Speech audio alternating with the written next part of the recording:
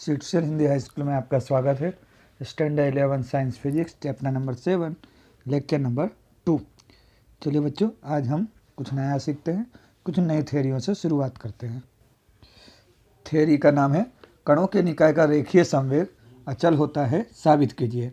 dp/dt = 0 या p बराबर अचल।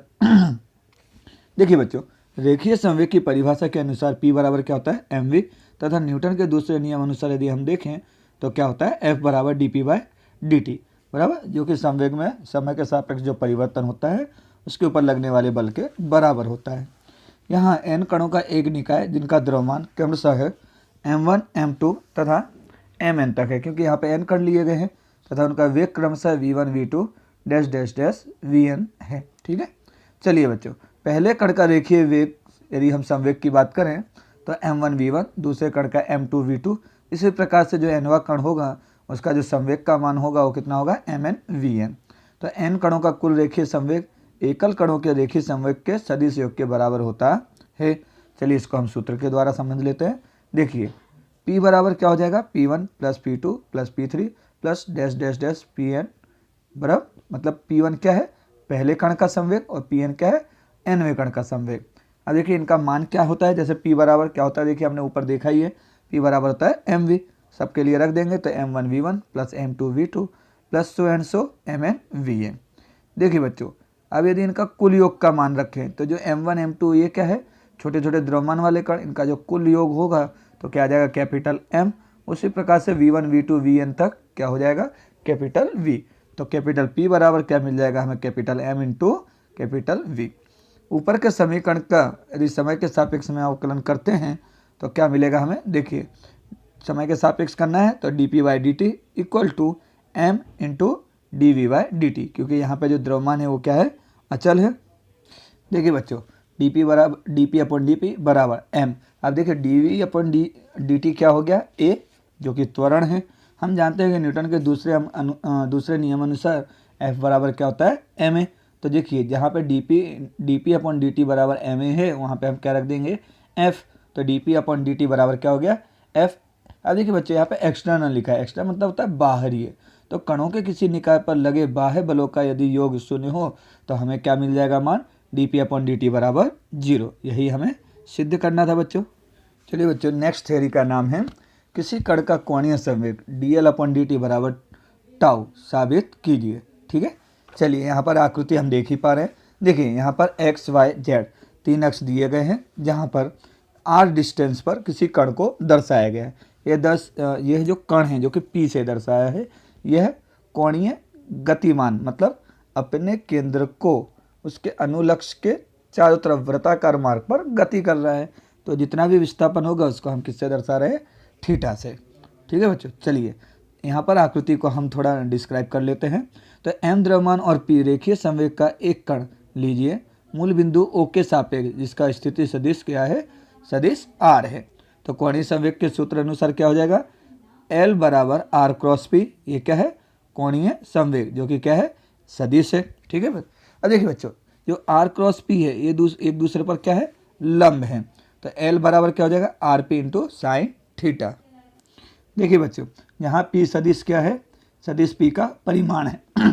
जो p है वो क्या है, सदिश p का परिमाण है, तथा थीटा सदिश r एवं सदिश p के बीच का लघु कोण है। मतलब थीटा क्या है, r तथा p के बीच का कोण। देखो L बराबर r लंब p, या इसको हम r p लंब इस प्रकार से भी दर्शा सकते हैं, जहाँ r लंब बराबर क्या है, ये r साइन थीटा सदिश p की दिशा का रेखा के मूल बिंदु से लंबवत दूरी है, तथा p लंब बराबर p साइन थीटा, यह क्या है, r की लंबवत दिशा में p का अवयव है। मतलब r क्या है, p पर, तथा p क्या है, r पर, एक दूसरे पर दोनों लंब हैं।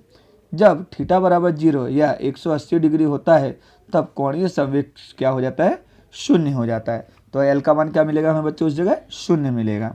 यदि समीकरण 1 को अवकलित करने पर, यदि समीकरण 1 को हम क्या करेंगे, अब समय के सापेक्ष अवकलन करेंगे तो क्या मिलेगा, dl/dt बराबर d/dt r इंटू p। अब देखिए जो राइट साइड का जो पद है उसका हम क्या करते हैं, विकलन करते हैं। तो d/dt r क्रॉस p, तो देखिए हम पहले क्या करेंगे, p को कर्ता बना लेंगे और dr/dt विकलन आ गया, प्लस अब आर को हम बाहर निकालेंगे, कर्ता बना लेंगे, तो क्या आ जाएगा dp/dt, बराबर, मतलब दोनों को 1/1 बाहर ले लेना है। तो कण का वेग बराबर क्या होता है, v बराबर dr/dt, एवं संवेग की बात करें तो p बराबर क्या होता है, mv। तो हम दोनों का मान क्या करेंगे, इसमें रख देंगे, जो भी हमें विकलन का समीकरण प्राप्त हुआ है ना बच्चे। तो देखिए dr/dt मल्टीप्लाई p बराबर क्या रख सकते हैं हम, v इंटू mv, बराबर। तो ये हो गया हमें समीकरण नंबर 3 प्राप्त, क्योंकि दो समांतर सदियों का सदिश गुणनफल हमेशा शून्य होता है, इसलिए dp/dt इक्वल टू f। ये हमने आगे अभी हमने सिद्ध किया था कि जो बाह्य बल होता है उसके कारण क्या होता है, समय के सापेक्ष संवेग में परिवर्तन वह लगने वाले बाह्य बल के बराबर होता है। तो देखिए बच्चों, r क्रॉस dp/dt बराबर r क्रॉस f। अब देखिए जो यहाँ पर f है ये कहाँ से आया, आपको ख्याल आ गया होगा। देखिए dp/dt है, आप समीकरण में देख ही पा रहे हो। तो देखिए dp/dt के कारण जो भी इसका विकलन हुआ है उसकी जगह हमने क्या रख दिया, f। तो r क्रॉस f बराबर क्या होता है, टाउ, ठीक है। तो समीकरण 3 तथा समीकरण 4 पे से यदि हम सबकी कीमत रखें तो हमें कुछ कैसे प्राप्त हो जाएगा। देखिए बच्चों, यहाँ पर हमारे पास समीकरण 1 का जो अवकलन किया था तो dl/dt है, उसके बाद हमने क्या रख दिया, d/dt r क्रॉस p। अब जो भी इसका विकलन हुआ था यदि हम उसका मान रखते हैं तो एक मान क्या आ जाएगा, 0, तथा दूसरा क्या आ जाएगा, टाउ। तो क्या प्राप्त हो जाएगा, dl/dt is equal to tau. यही बच्चों हमको साबित करना था कि जो dl/dt है वह टाउ मतलब उसके बराबर होता है। तो किसी कण का कोणीय संवेग dl/dt किस बराबर टाउ हम यहाँ पर साबित कर सकते हैं। चलिए बच्चों, नेक्स्ट थ्योरी है कणों के तंत्र के लिए कोणीय संवेग के परिवर्तन की दर परिणामी बाह्य टॉर्क जितना होता है, यह हमें साबित करना है। मतलब सूत्र क्या साबित करना है, dl/dt is equal to tau external. इसके पहली थ्योरी में हमने यह साबित किया था, लेकिन इसमें हमें क्या देखना है कि जो एक्सटर्नल है मतलब बाहरी टॉर्क है उसके बराबर होता है, ठीक है। चलिए, माना कि n कणों से बने तंत्र में कणों का कोणीय संवेग क्रम अनुसार L1, L2, L3 से लेकर Ln तक है, ठीक है। तो तंत्र का कुल कोणीय संवेग कितना होगा, कैपिटल L द्वारा इसको हम दर्शा सकते हैं। तो कैपिटल L बराबर L1, L2, Ln, ठीक है बच्चों। यदि हम इसको सम्मेशन के द्वारा दर्शाएं तो क्या ले सकते हैं, sigma i is equal to 1 to n Li, ठीक है बच्चों।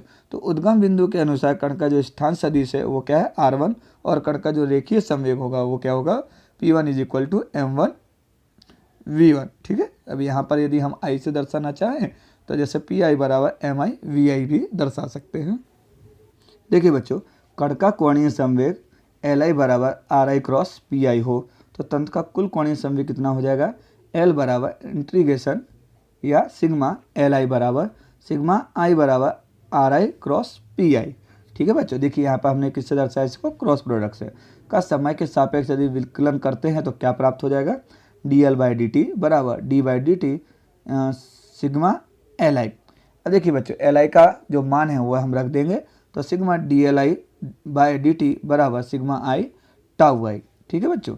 जहाँ जो टाउ i है उसका मान कितना होता है, ri क्रॉस fi, जहाँ fi बराबर क्या हो, fi बराबर fi internal plus fi external. तो टाउ i बराबर क्या हो जाएगा, ri मल्टीप्लाई। अब देखिए यहाँ पे हम क्या करेंगे, p का मान रख देंगे, तो fi internal plus fi external. तो कुल टॉर्क यदि हम प्राप्त करना हो निकाय पर का, तो टाउ बराबर सिग्मा टाउ i, और टाउ i का मान कितना है देखिए यहाँ पर, तो सिग्मा ri क्रॉस fi। अब देखिए जो fi का मान है वह कितना है, fi internal plus fi external. इसका गुणाकार यदि हम ri के साथ करेंगे तो क्या प्राप्त हो जाएगा बच्चों, sigma ri cross fi internal plus sigma ri cross fi external. तो टाउ बराबर क्या प्राप्त हो जाएगा, tau internal plus tau external, बराबर। तो तंत्र पर के कुल टॉर्क में जो आंतरिक सहयोग होता है, कुल टॉर्क का जो आंतरिक सहयोग होता है वो क्या होता है, हमेशा शून्य होता है। तो टाउ इंटरनल बराबर क्या रख लेंगे हम, 0। तो टाउ बराबर क्या प्राप्त हो गया, टाउ एक्सटर्नल। तो dl/dt बराबर हमें क्या प्राप्त हो जाएगा, टाउ एक्सटर्नल। मतलब कोणीय संवेग में जो होने वाला परिवर्तन है वह कुल टॉर्क के बराबर होता है, मतलब dl/dt is equal to tau external. चलिए बच्चों, नेक्स्ट थ्योरी है हमारी जड़त्व आघूर्ण, ठीक है। पहले तो जड़त्व आघूर्ण क्या होता है इसके बारे में जान लेते हैं कि रेखीय गति में पदार्थ के जड़त्व का माप यह पदार्थ का द्रव्यमान है। मतलब जो रेखीय गति करता हुआ पदार्थ होता है उसका जो जड़त्व का जो माप होता है वह क्या होता है, द्रव्यमान पर आधारित होता है। तो घूर्णी गति में जड़त्व का माप यह पदार्थ के जड़त्व की आघूर्ण है, यह बताता है। ठीक है बच्चों, क्या होता है जो घूर्णीय गति हमने किसको कहा था, जो स्वयं की कक्षा पर भी भ्रमण करे तथा वर्तुलाकार या वृत्ताकार मार्ग की रचना करे। तो देखिए बच्चों, परिभाषा के आधार पर यदि जड़त्व आघूर्ण को समझना हो तो किसी नियत भ्रमण कक्ष के अनुलक्षित ठोस पदार्थ के प्रत्येक कण के द्रव्यमान और उसके भ्रमणाक्ष के लंबोत्तर के वर्ग के गुणाकार के योग को उस पदार्थ का जड़त्व आघूर्ण कहते हैं। ठीक है, चलिए यदि परिभाषा से क्लियर ना हो तो हम सूत्र के द्वारा देख सकते हैं। देखिए यहाँ पे जड़त्व आघूर्ण क्या है, I बराबर m1 r1 का स्क्वायर। देखिए m1 क्या है, द्रव्यमान, जो कि इसके अंदर हमने मेंशन किया था, और r क्या है, भ्रमणाक्ष का जो लंब अंतर है, बराबर उसकी दूरी, उसके वर्ग के गुणनफल के बराबर होता है। यही समझा है ना परिभाषा में। तो I बराबर क्या हो जाएगा, m1 r1 का स्क्वायर प्लस m2 r2 का square, so and so mn rn का स्क्वायर, यदि n कणों तक हमने बात की हो तब के लिए। तो अक्ष में यदि ri अंतर पर आए हुए कण का रेखीय वेग vi बराबर ri ओमेगा है, तो अक्ष में ri अंतर पर आए हुए कण का द्रव्यमान mi हो तो कण की गतिज ऊर्जा ki द्वारा हम दर्शा सकते हैं। तो देखिए बच्चों, पहले हम जो रेखीय गति की बात करते थे तो यहाँ पे क्या लेते थे, k बराबर 1/2 mv²। तो देखिए बच्चों, ki बराबर यहाँ पे क्या है, 1/2 mv²। लेकिन जब हम कोणीय गति की बात करते हैं, बराबर, जबकि हम घूर्णन गति की बात करते हैं तो क्या आ जाएगा वहाँ पे 1/2 mi ri ओमेगा स्क्वायर। अब देखिए बच्चों, ये ri ओमेगा क्या है, v का मान है। ठीक है बच्चों, चलिए, जो पदार्थ n कणों से बना हो तो पदार्थ की गतिज ऊर्जा के यह प्रत्येक कणों की गतिज ऊर्जा का योग होती है।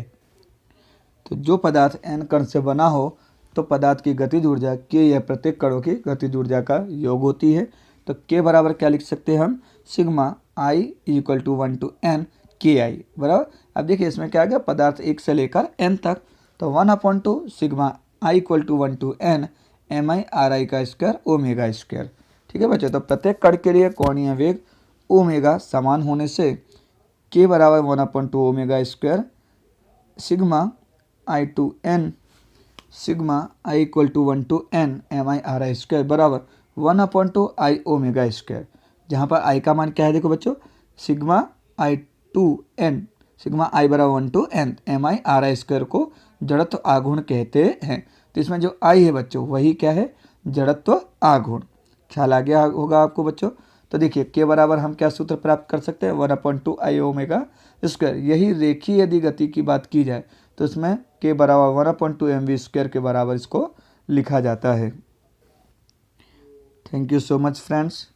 प्लीज़ हमारे चैनल को इसी प्रकार से सब्सक्राइब करते रहिए तथा शेयर करते रहिए, और आने वाले वीडियो के लिए हमारे चैनल पर बने रहिए। हमारे चैनल का नाम है शीर्षयल हिंदी हाई स्कूल। इसी चैनल पर आने वाले नए वीडियो आपको प्राप्त होते रहेंगे।